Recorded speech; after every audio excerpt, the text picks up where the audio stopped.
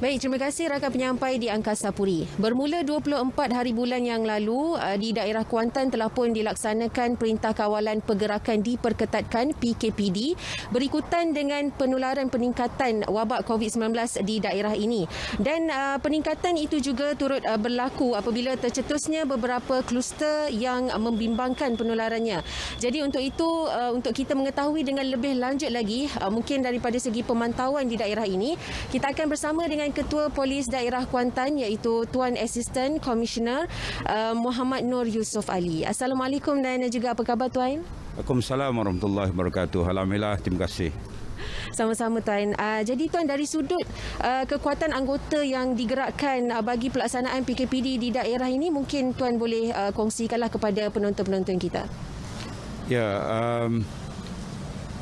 berdasarkan kepada perisytiharan daerah Kuantan sebagai Perintah Kawalan Pergerakan Diperketatkan bermula pada 24 Mei sehingga 6 Jun 2021.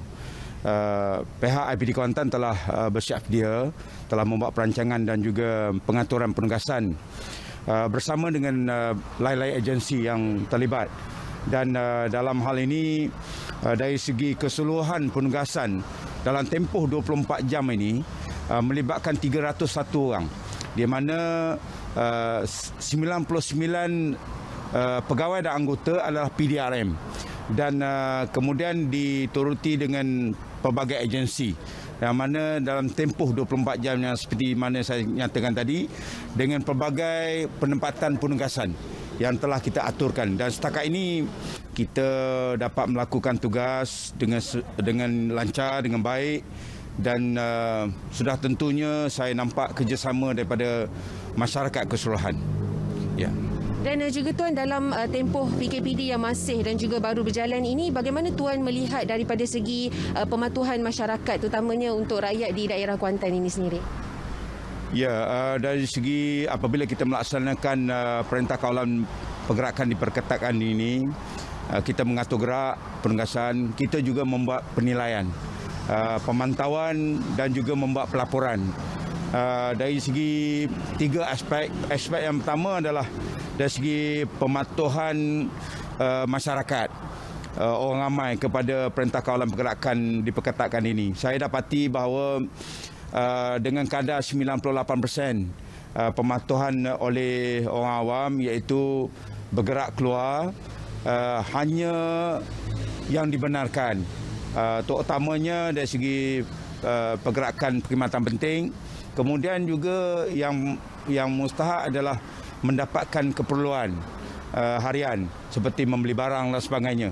Dan ada kita membuat pemantauan dari segi pematuhan dalam kenderaan, satu orang dalam satu masa. Kemudian nasihat kita apabila mereka melepasi melalui Sekatan Jalan Raya, mereka mendengar nasihat kita supaya mendapatkan barang keperluan ini kalau boleh dalam perancangan mereka, iaitu bergerak mendapatkan dalam bentuk mungkin beberapa hari, kemudian dalam tempoh mungkin 1 minggu 1 minggu baru akan keluar semula. Jadi ini saya nampak telah difahami dan dipraktikkan. Alhamdulillah, itu dari segi pemantauan kepada orang awam. Kemudian yang kedua adalah berkaitan dengan sektor ekonomi.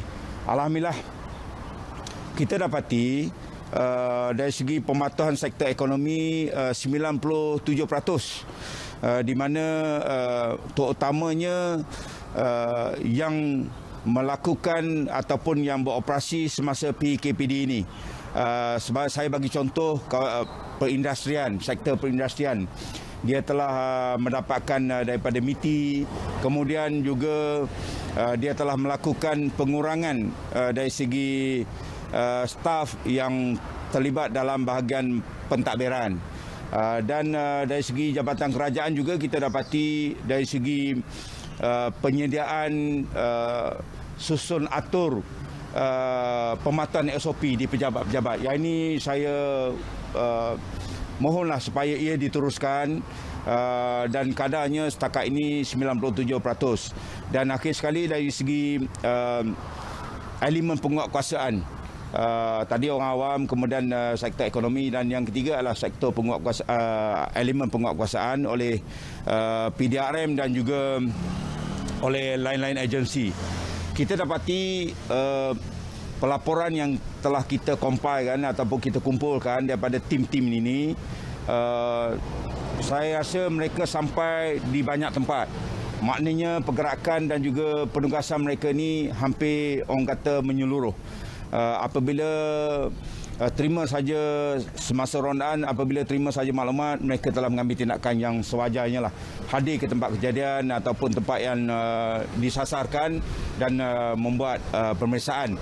Dan dari segi tindakan kita setakat ini, dari segi elemen penguatkuasaan, macam saya kata tadi, masih ada lagi pelanggaran tapi sedikit saja dalam tempoh 2 hari, iaitu 48 jam, 24 dan 25 Mei 2021 ini, sebanyak 20 kompaun telah kita terpaksa keluarkan kerana pelanggaran SOP PKPD ini dalam beberapa aspek.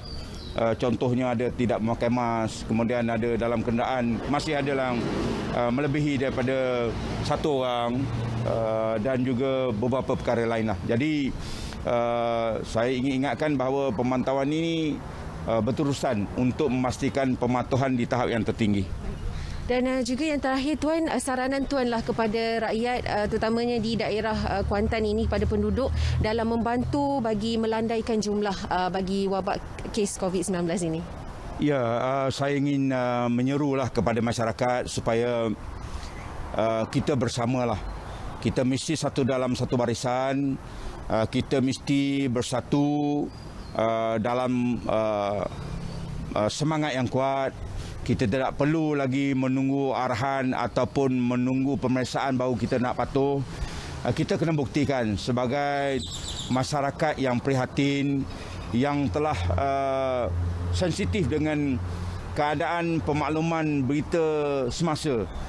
Jumlah kematian yang begitu tinggi setiap hari, kemudian jumlah yang dijangkiti wabak ini begitu tinggi. Jadi saya selalu mengatakan apa lagi yang kita tunggu. Kita mesti bersama, kita mesti kuatkan semangat. Bukan sekadar bercakap tetapi buktikan dengan perbuatan. Ia sangat mudah, SOP telah diberikan begitu jelas. Jadi kita laksanakan sebaik mungkin demi memastikan keselamatan diri sendiri, keselamatan keluarga dan juga keselamatan masyarakat sekitar. Kalau ini kita buat, maka ia merupakan satu masyarakat yang terbaiklah di dunia, insya-Allah. Kita doakan bersama. Terima kasih Tuan atas perkongsian yang telah pun diberikan. Baiklah, dengan itu saya nak mengingatkan sekali lagi kepada anda, dengan peningkatan penularan wabak COVID-19 ini di sekeliling kita, ayuh kita bersama-sama sebagai rakyat membantu pihak kerajaan dan juga para barisan hadapan kita untuk kita mengekang bersama-sama wabak COVID-19 ini. Oleh itu kita kembali kepada rakan penyampai di Angkasa Puri. Silakan.